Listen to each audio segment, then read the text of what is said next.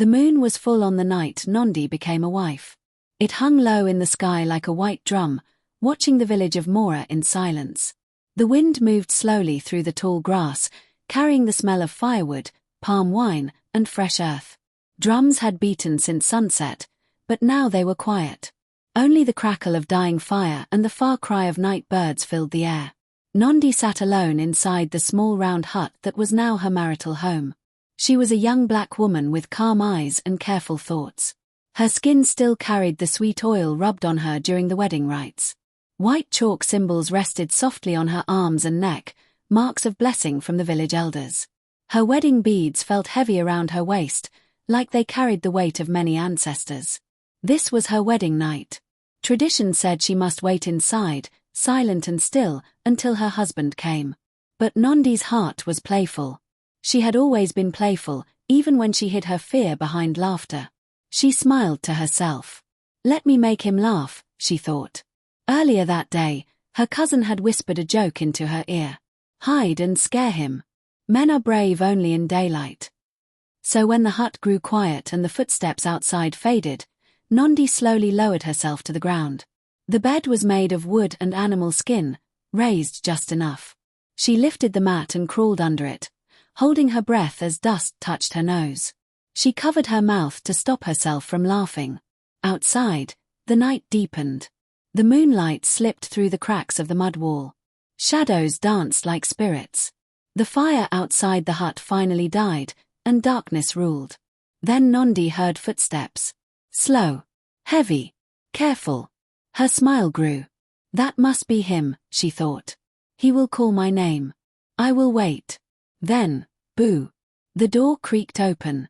But no voice called her name.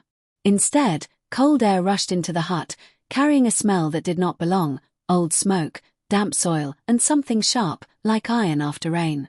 Nondi's smile faded. The footsteps inside were wrong. They were not the steps of a young groom full of excitement and fear. These steps dragged slightly, like someone carrying a heavy burden. The floor whispered under their weight. The door closed slowly. Thud. Nondi's heart began to beat faster.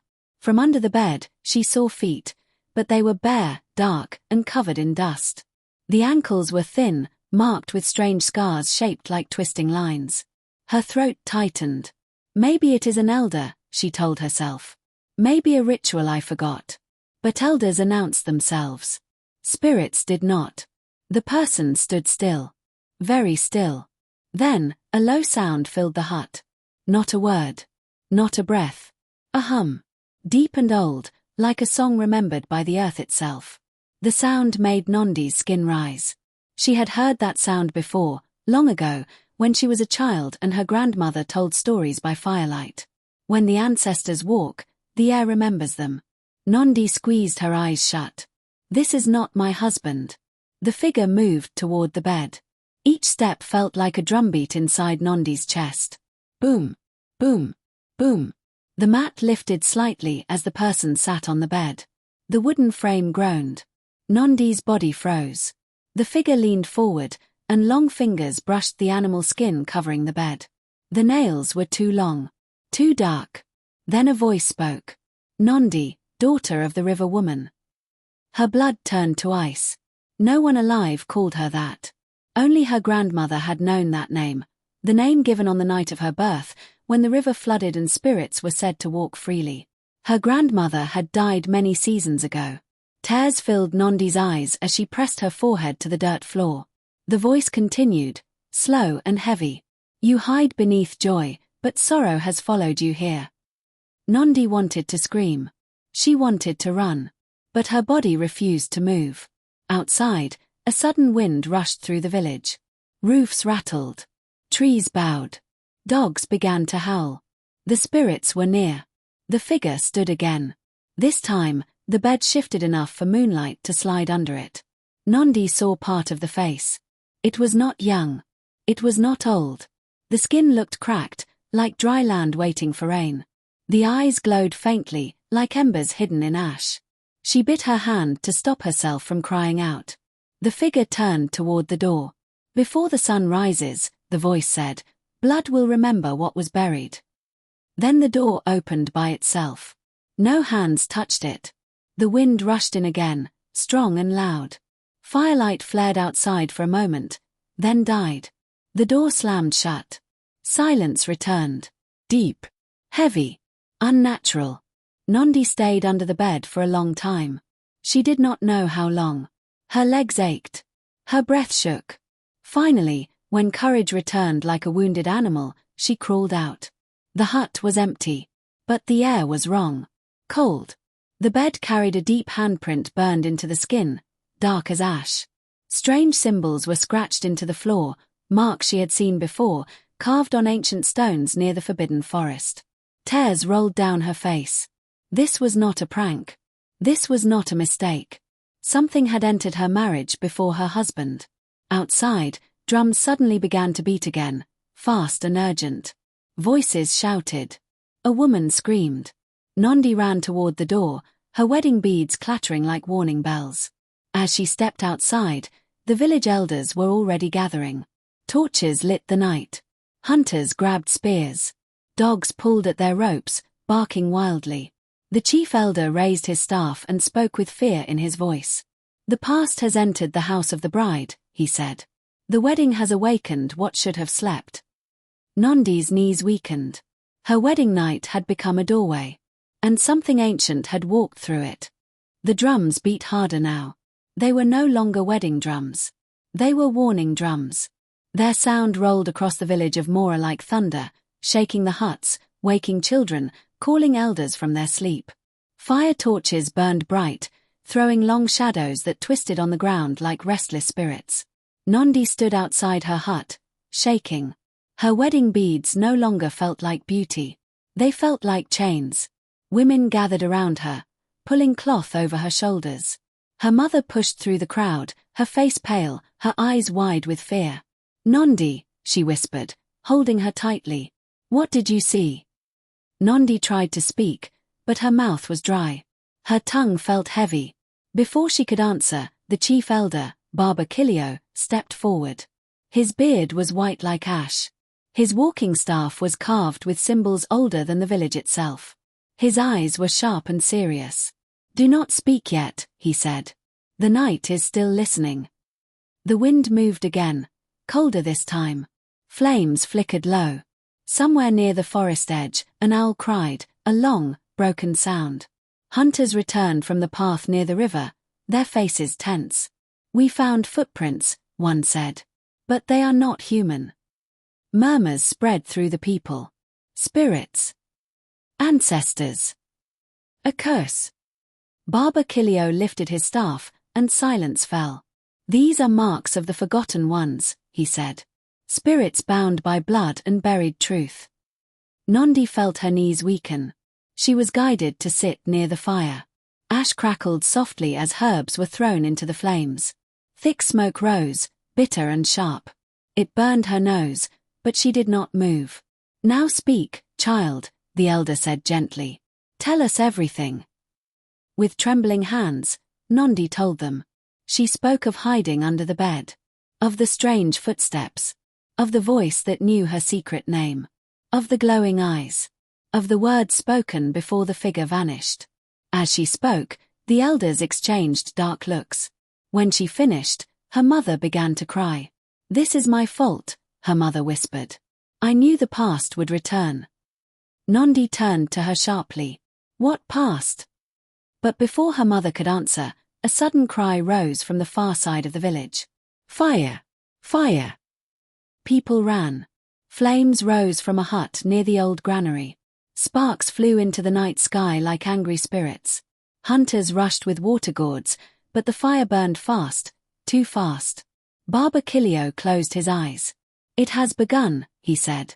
The fire died as suddenly as it started, leaving the hut black and smoking. Inside, nothing was burned except one thing. A bundle of white cloth.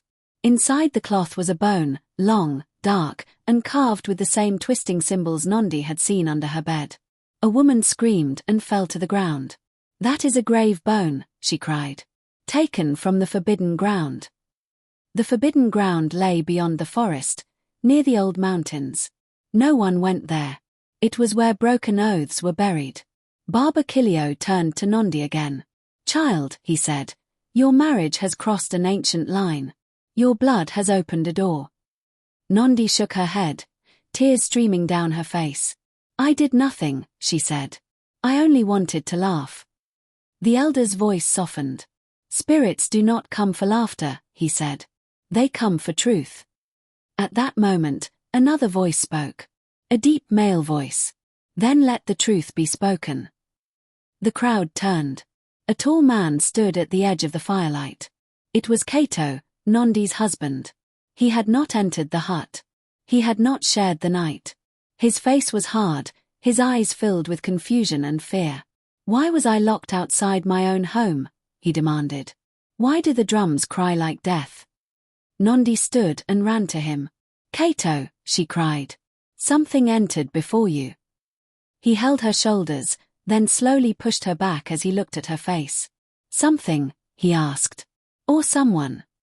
The words cut her deeply. Barber Kilio stepped between them. "This is not a matter for anger," the elder said. "This is a matter of blood and ancestors." Kato clenched his fists. "My father warned me," he said quietly. "He said this marriage was walking on old bones." Gasps filled the air. Nondi turned sharply. "What does that mean?" Kato hesitated, then spoke. "Years ago," he said, "before I was born, a woman disappeared from this village. A bride. She vanished on her wedding night."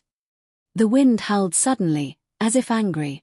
"No one speaks her name," Kato continued. "They said she ran away. But my father said she was sacrificed to hide a crime." Nondi felt the ground spin beneath her feet. A bride. A wedding night. A disappearance. Barber Kilio's face darkened. "The dead do not forget," he said. "Especially when they are buried without justice." A loud crack echoed from the forest. Trees shook. Drums began beating again, this time without hands. Boom, boom, boom. Children screamed. Dogs broke free and ran. From the edge of the forest, a shadow moved. Tall, thin, watching.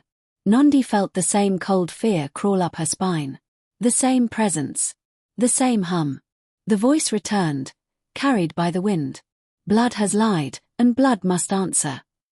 Barber Kilio raised his staff high. "Prepare the sacred path," he commanded. "Before dawn, the bride must walk where the truth sleeps." Nondi's breath caught. "Walk where?" she asked. The elder looked at her with heavy eyes.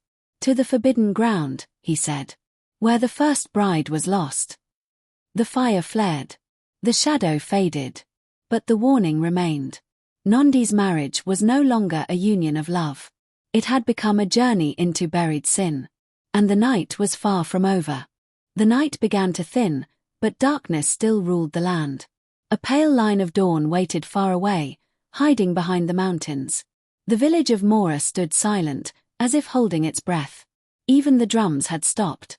Only the wind spoke now, whispering through grass and trees.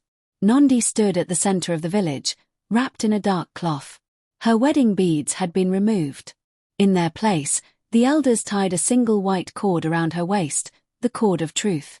It meant she would walk without lies, protected only by honesty and courage. Barber Kilio stood before her, holding a small calabash filled with sacred water from the river. "From this moment," he said, "you are not only a bride. You are a witness." He sprinkled the water on her head. It was cold, and it made her shiver. Around them, hunters prepared. Spears were tipped with white chalk. Ankles were tied with rattling seeds to warn of spirit movement. Women hummed low songs of protection, their voices trembling. Kato stood apart.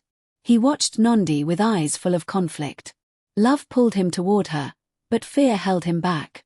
"Nondi," he said softly, "if you walk this path, you may not return." She looked at him and nodded. "If I do not walk it," she replied, "none of us will be safe."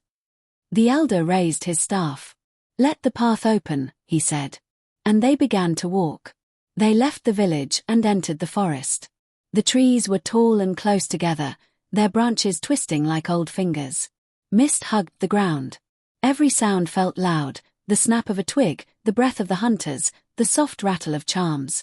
The deeper they went, the colder the air became. Nondi felt watched. Not by eyes, but by memory. At the edge of the forest, they reached the river. Its water was dark and slow, reflecting no stars.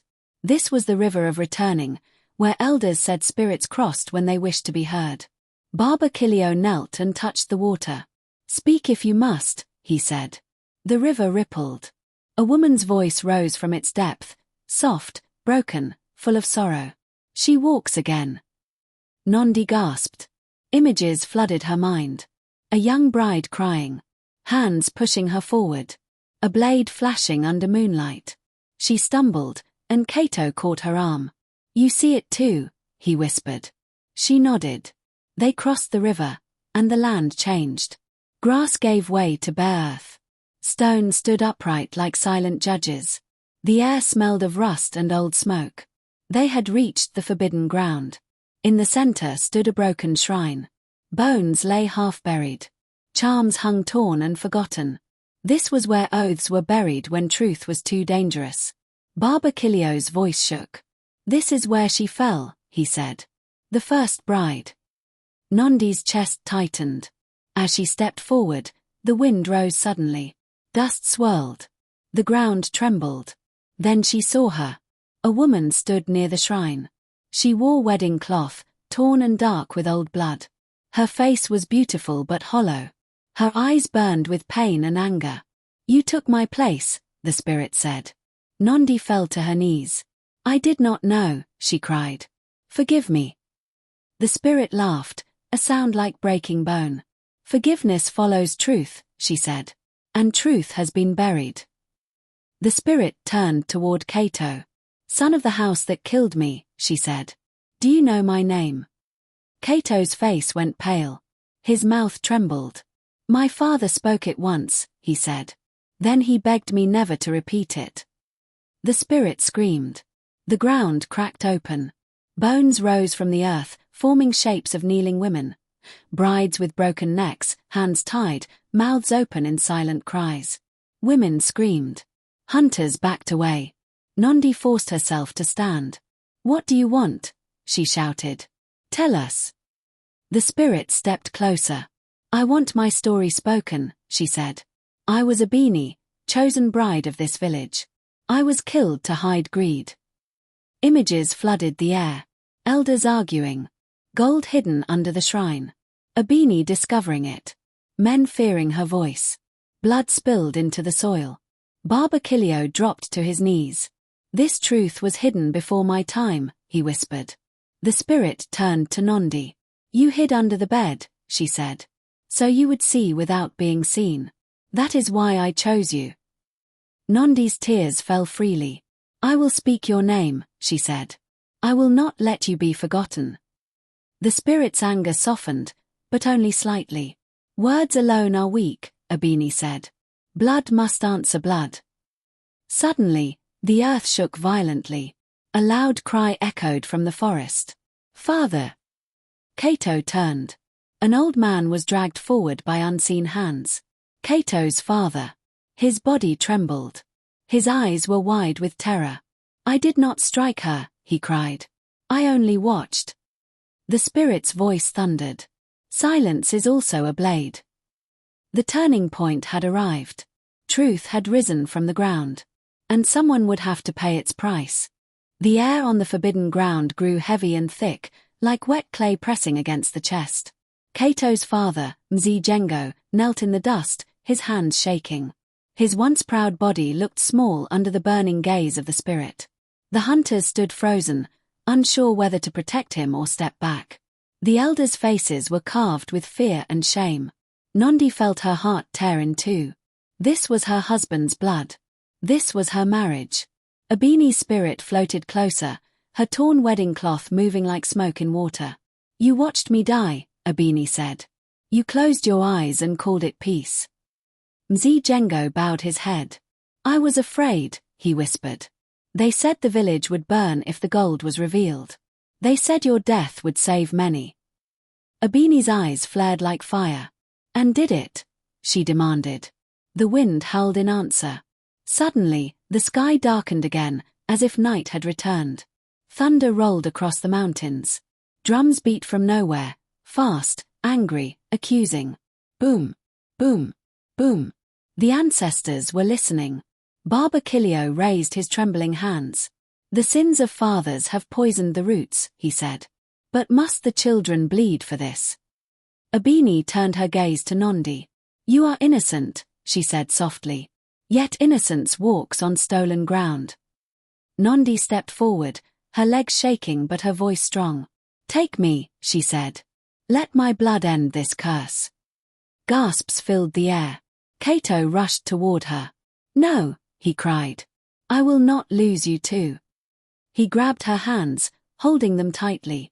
My father's sins are not yours, Nondi said through tears. But if this land must drink blood, let it be mine. Abini watched them closely. Love, fear, sacrifice. The spirit's face flickered with confusion. For the first time, anger did not fully control her. You would die for truth? Abini asked. Yes, Nondi said.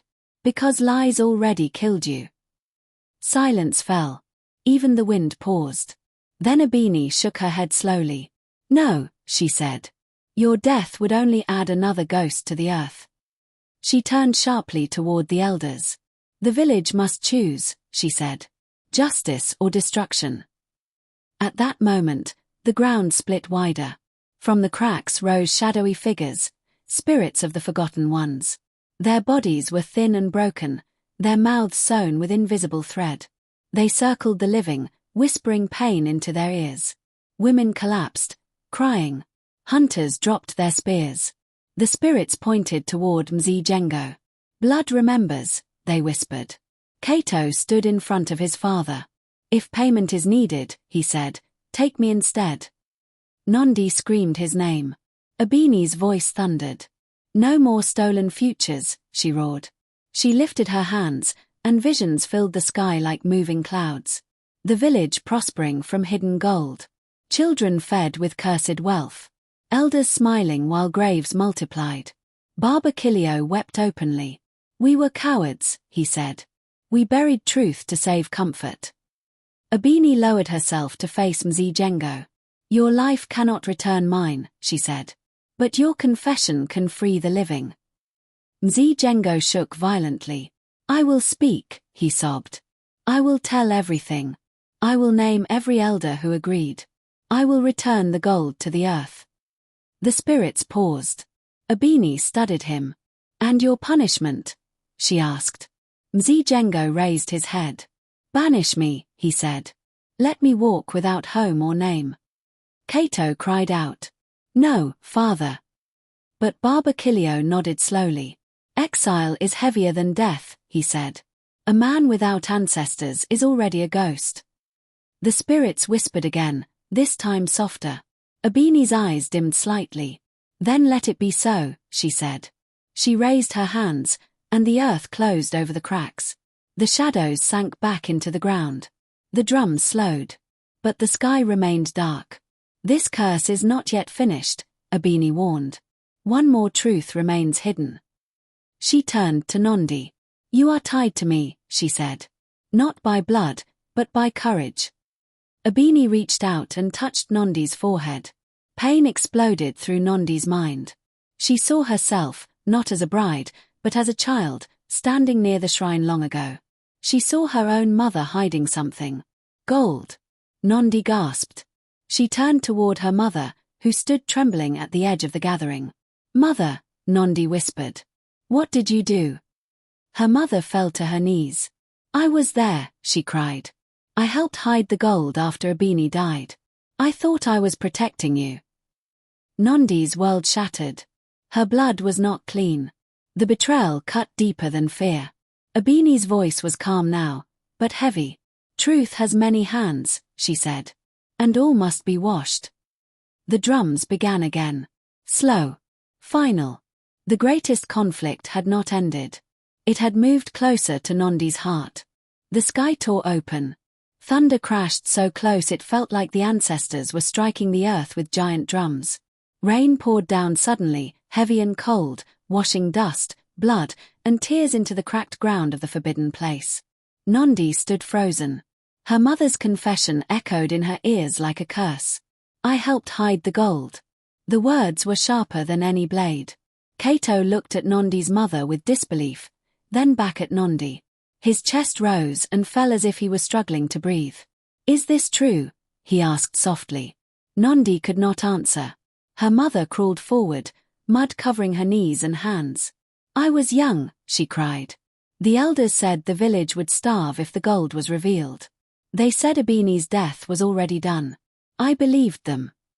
Abini's spirit hovered above them, her torn wedding cloth soaked by rain that did not touch her skin. "You believed comfort was worth a woman's life," Abini said. Her voice shook the ground. The spirits of the forgotten ones rose again, stronger than before. Their mouths opened wide, and this time they screamed. The sound pierced the night, making ears bleed and hearts tremble. The gold. It began to rise. From beneath the broken shrine, glowing pieces of gold pushed through the soil, floating into the air like cursed stars. The sight was beautiful and terrifying. "This is the heart of the lie," Abini said. "It must be returned to the earth, or the village will fall." Baba Kilio raised his staff. "Do it," he shouted. "Bury it again, this time with truth." But the ground would not open. The earth refused to accept the gold. The spirits screamed louder. "The lie is still alive," they cried. Abini turned sharply toward Nondi. "You," she said. "You are the bridge." Nondi's body trembled. "Me," she whispered. "You carry the blood of those who hid the truth," Abini said. "But you also carry courage. Only you can choose how this ends." Lightning flashed, lighting the forest like daylight. Kato rushed to Nondi's side. "I will not let you face this alone," he said. Abini raised her hand. "He must not cross," she warned. "This is the trial of the bride." Nondi stepped forward. Rain soaked her hair and cloth. Mud pulled at her feet. She walked toward the floating gold, her heart pounding like war drums. As she reached out, visions flooded her mind. Abini screaming. The elders turning away. Her mother hiding gold with shaking hands. The village feasting while a spirit cried in darkness. Nondi screamed. "I see it," she cried. "I see everything." The gold burned her palms, but she did not let go. "I reject this lie," she shouted. "This wealth fed on blood. It does not belong to us." She lifted the gold high above her head. "Ancestors," she cried. "If blood must answer blood, take my pain, but spare the innocent." The ground roared. A deep crack split the earth, opening like a mouth. The wind pulled violently. Abini screamed, not in anger, but in release. "Yes," she cried. "This is the truth I waited for." Nondi threw the gold into the opening. The earth swallowed it. The crack sealed shut. Silence fell. Then Nondi collapsed. Kato screamed her name and broke through the invisible force, catching her as she fell. Her body was cold, her breath shallow. "Do not take her." Kato cried to the sky. "She has done enough." Abini floated down slowly. Her face was changing. The anger faded. The pain softened. Peace touched her eyes. "The debt is paid," she said gently. The spirits of the forgotten ones bowed their heads. One by one, they sank back into the earth, their screams fading into whispers, then silence. Rain slowed. Thunder moved away. Stars appeared between broken clouds. Abini turned to Nondi's mother. "Live with this truth," she said. "And teach it to every child." She turned to Baba Kilio. "Guard justice, not comfort." She turned to Kato. "Love without fear," she said. "Do not inherit silence." Finally, she faced Nondi. "You hid under the bed to play," Abini said softly. "But you stood before the dead to heal. You are worthy." Abini smiled for the first time. Then her body dissolved into light. The wind passed gently through the forbidden ground. Birds began to sing. Nondi opened her eyes. She was alive. The climax had passed. But dawn was coming.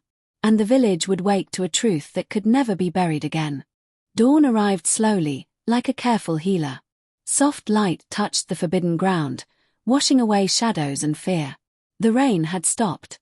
The earth smelled clean, like it had breathed out a long-held pain. Birds sang gently from the trees, their voices unsure at first, then strong. Nondi lay on the ground, her head resting on Kato's lap. When her eyes opened fully, the first thing she saw was the sky, wide, blue, and peaceful. She took a deep breath. Her chest rose without pain. She was alive. Kato laughed and cried at the same time. "She lives," he shouted. "She lives." People gathered around them. Women wept with relief. Hunters lowered their spears. Elders bowed their heads. Barber Kilio stepped forward and touched the ground with his staff. "The ancestors have spoken," he said. "And they have accepted the truth." They returned to the village as the sun rose higher. But Mora was no longer the same. The broken shrine was left untouched, surrounded by stones of remembrance. No one would ever hide lies there again. The forbidden ground was no longer forbidden, it became a place of teaching. Mzijengo, Kato's father, stood before the people. As promised, he confessed everything. He named the elders who had agreed to Abini's death. He spoke of the gold. He spoke of fear dressed as wisdom. When he finished, he removed his sandals and staff.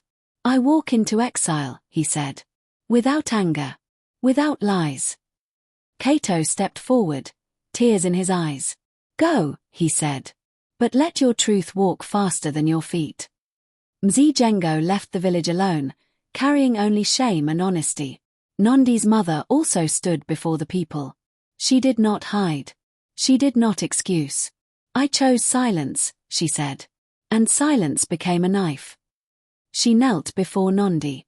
"My daughter," she whispered. "Forgive me." Nondi lifted her mother's face. "I forgive you," she said. "But forgiveness must walk with truth." From that day, Nondi's mother became a keeper of stories. Every child in Mora learned the name Abini before learning the name of the village itself. When night came again, drums sounded, but not in fear. They beat slowly, steadily, like a healed heart. A cleansing ceremony was held.